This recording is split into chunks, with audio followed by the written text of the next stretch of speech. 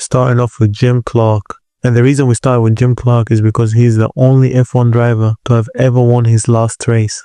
And that came in the 1968 South Africa Grand Prix. Jim Clark started that race in pole position with his teammate Graham Hill second.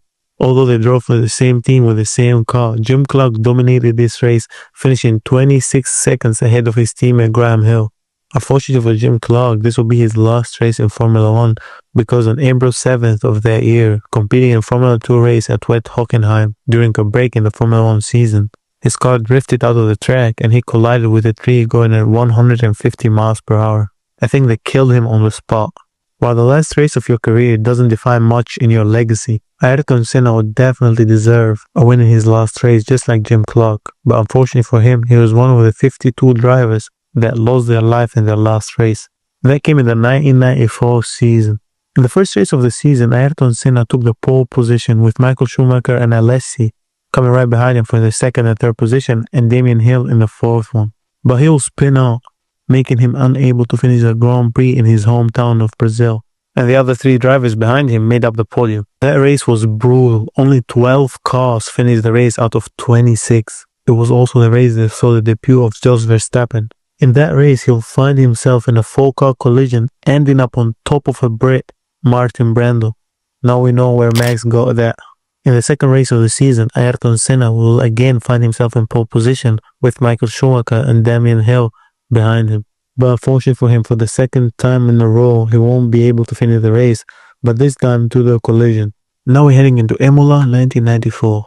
That weekend started with the Brazilian driver Rubens hitting his Jordan car, driving over 140 miles per hour, which made the car flip over multiple times after hitting the barrier. But luckily for him, he managed to walk away with a broken nose and some bruises. The following day, the rookie Austrian driver Ratzenberger wasn't as lucky as his front wing failed after going over a curb the previous lap.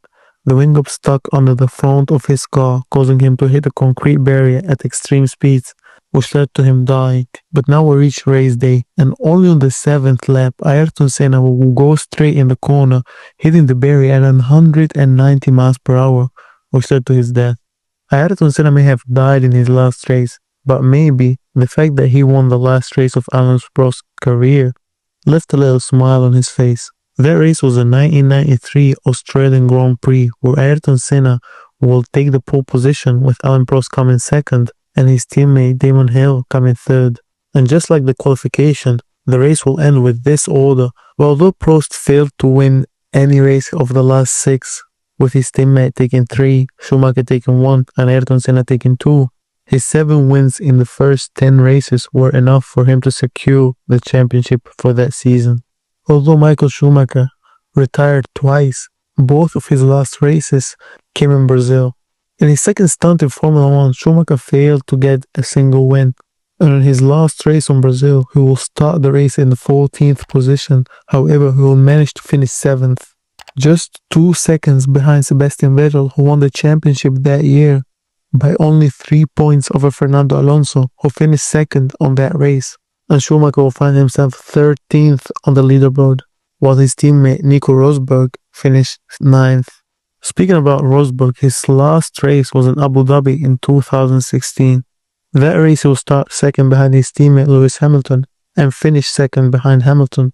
I think that happened in the last 4 races of the season, that being United States, Mexico, Brazil, and of course Abu Dhabi. And although Lewis Hamilton won 10 races in that season to 9 for Nico Rosberg, he managed to win the title by 5 points. That was thanks to his 6 fastest laps compared to Hamilton 3, and also to Hamilton get retired in Malaysia when Rosberg managed to get a podium, finishing 3rd. Moving on to another German, Sebastian Vettel, which his last race will also come in Abu Dhabi, but this time 6 years later in 2022. He will start the race in the 9th position and finish it in the 10th position. That race was won by the team that Vettel found his success in, and of course that being Red Bull and the driver being Max Verstappen, with Checo coming in 3rd and Leclerc being sandwiched in between. So yeah, this sums up the video. Don't forget to like and subscribe. And I know I missed out on a lot of legends like Piquet, Häkkinen and Raikkonen, but I didn't know if you'll enjoy it. So let me know down in the comments if you enjoyed, and I'll do a part 2 including those legends.